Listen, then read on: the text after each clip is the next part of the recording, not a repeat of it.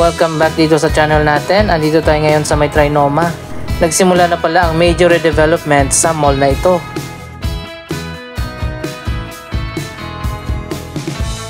Ang Ayala Malls ay magkakaroon ng 13 billion na redevelopment sa ilang mga flagship malls katulad ng Glorieta, Greenbelt kasama ng Trinoma at Ayala Center Cebu. Lahat yan ay mga flagship Ayala Malls.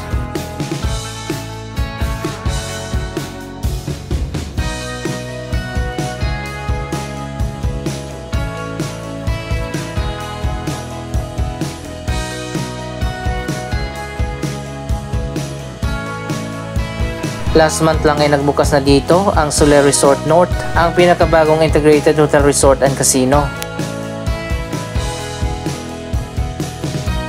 Tara samahan nyo ako, tingnan na natin ang major redevelopment na ginagawa ngayon dito sa Trinoma. Ito na rin siguro ang huling sulyap natin sa lumang Trinoma Mall bago pa magkaroon ng bagong disenyo.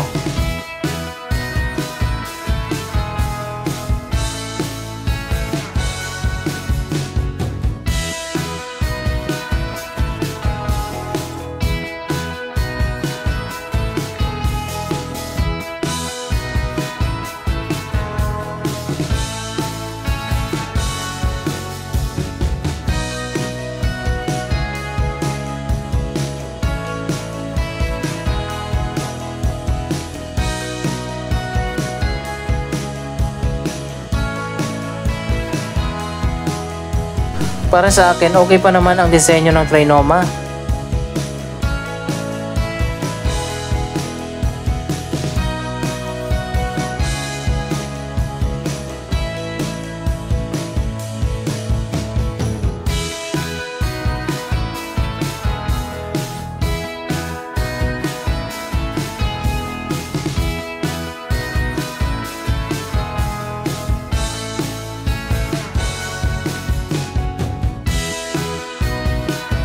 Ikutin natin yung iba't ibang areas dito sa mall bago pa magkaroon ng major redevelopment. Dito pala sa area na ito, marami mga restaurant.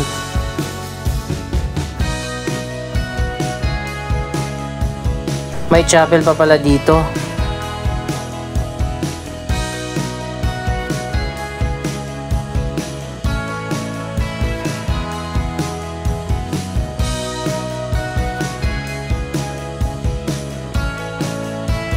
Isa pang project na ginagawa ngayon dyan sa Vertis North, ang bagong office tower 4 at 5.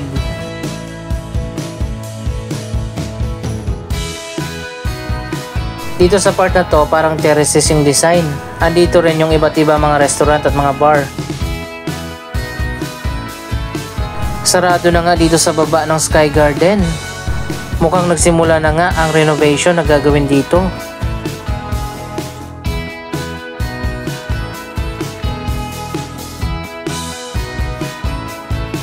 A new experience is coming your way.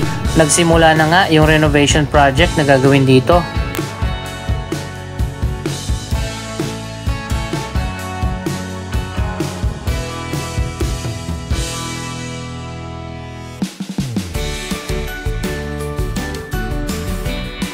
Dito naman tayo sa taas, sa mismong Sky Garden.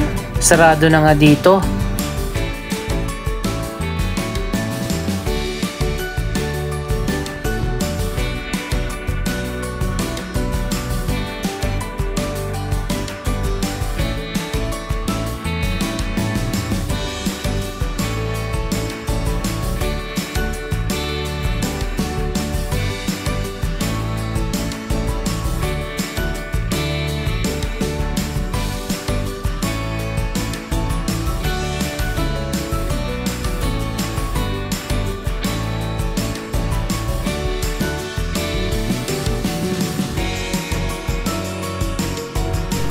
Ang major renovation sa iba't ibang mga Ayala Malls, gagawin ito by segment o by phase. Ibig sabihin unti-unti na i-renovate ang mall habang operational pa rin ito at hindi isasara.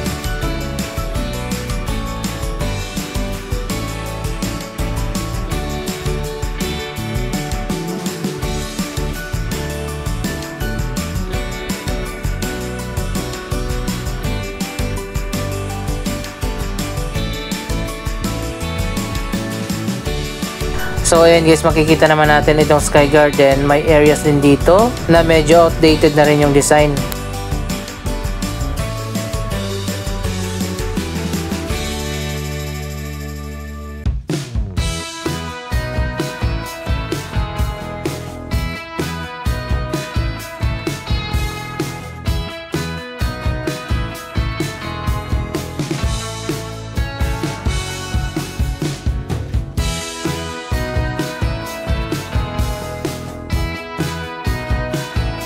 Sa tingin ko, mahigit sa kalahati ay isinara dito sa Sky Garden.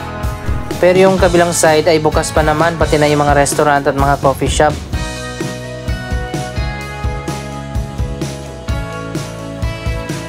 May mga artificial pond din dito na ngayon ay tinanggal na ang mga tubig. Hindi ko lang alam kung ano na mangyayari dito sa mga pond. Abangan natin yan.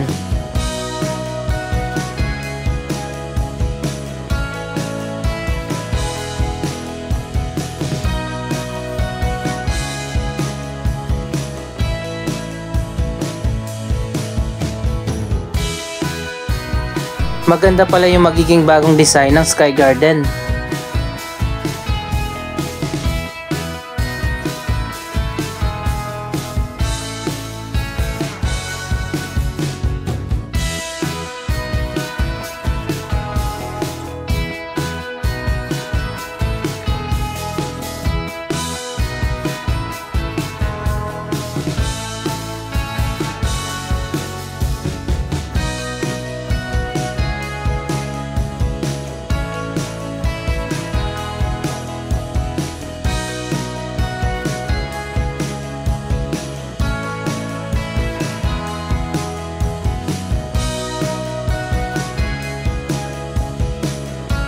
Nagsimula na nga ang renovation sa kalahati ng Sky Garden.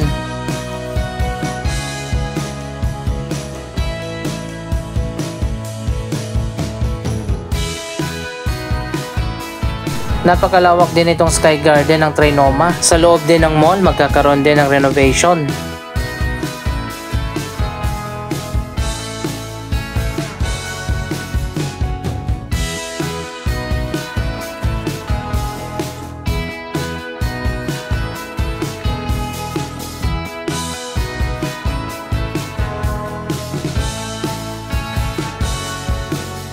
Andito tayo sa taas ng atrium. Isa rin ito sa magkakaroon ng major na pagbabago.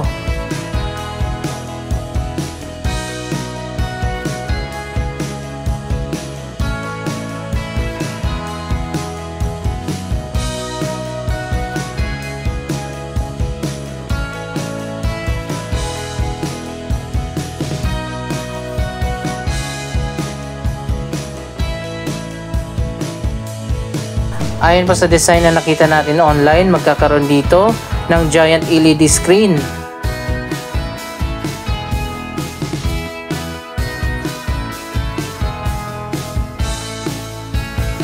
Siguro dito sa may stage area ilalagay yung 3D screen.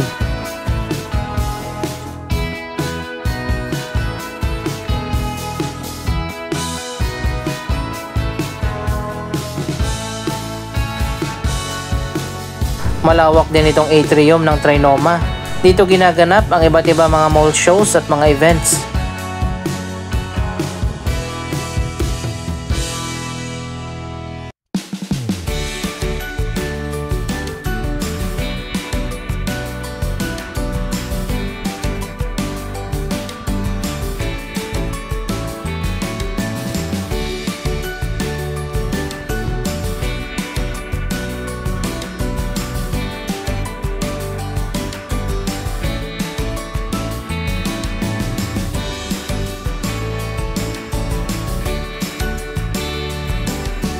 Abangan din natin ang bagong design ng atrium.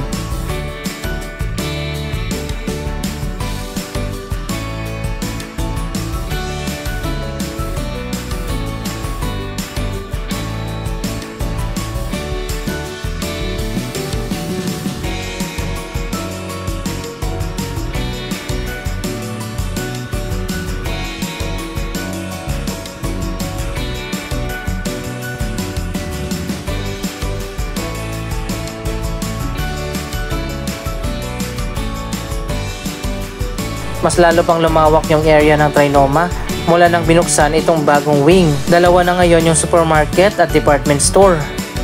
Ito yung bagong department store, nasa baba niyan yung supermarket, at dito naman sa kabila yung isa pa.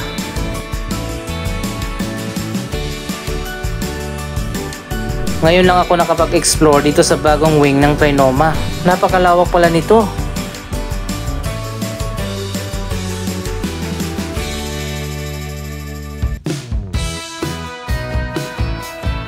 Ayan guys, tingnan nyo, halos isang buong mall din. At nasa 3 level siguro ang supermarket at department store.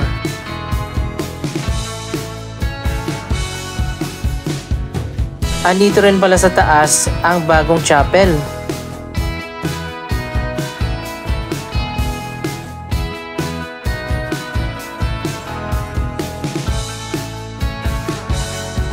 Wow, sobrang lawak pala ng chapel dito, parang isang buong church na.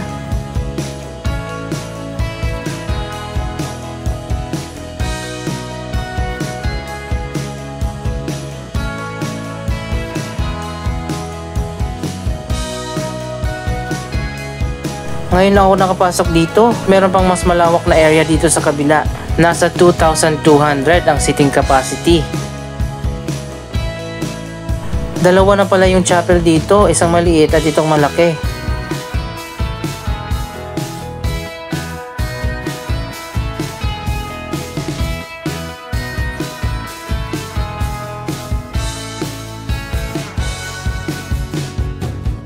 At syempre pa, may bagong food court din dito. Kaso medyo maliit lang yung food court at konti lang yung food outlets.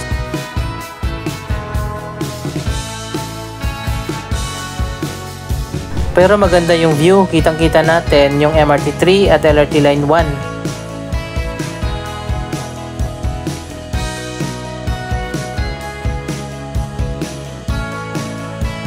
Ito ang turnback guideway ng LRT Line 1 at doon naman sa kabila yung linya ng MRT3.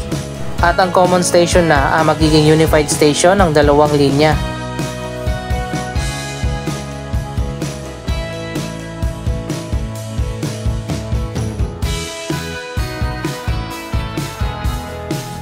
Sana matapos na ang common station.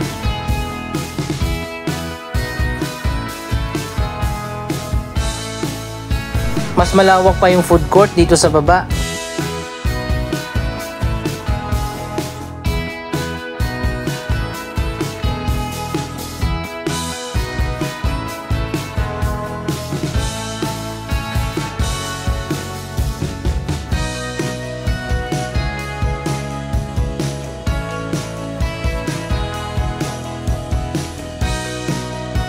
Mas lalong dadami yung tao dito kapag bukas na ang common station dahil dito nadadaan ang mga commuters.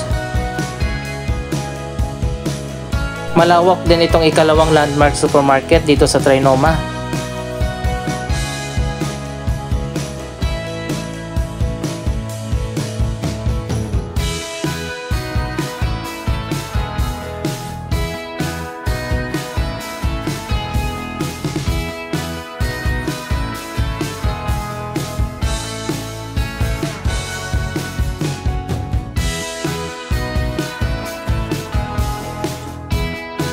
Dito naman yung magiging bagong entrance mula sa EDSA paakyat dito sa Trinoma kapag isinara na ang MRT3 North Avenue Station.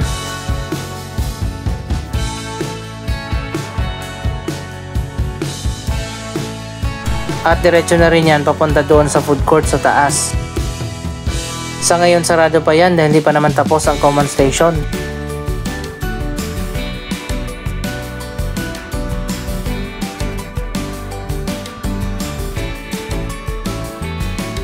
So ayan guys, naka-ready na itong bagong entrance at escalator na paakyat dito sa gilid ng Trinoma.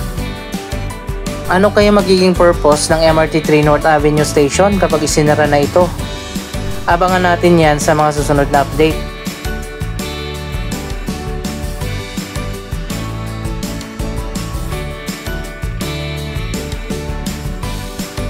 Anong masasabi nyo sa major redevelopment ng Trinoma? Mag-comment lamang dyan sa baba ng inyong mga reaksyon. Maraming salamat sa inyong panonood. Don't forget to like, share, comment, at subscribe. Thank you for watching.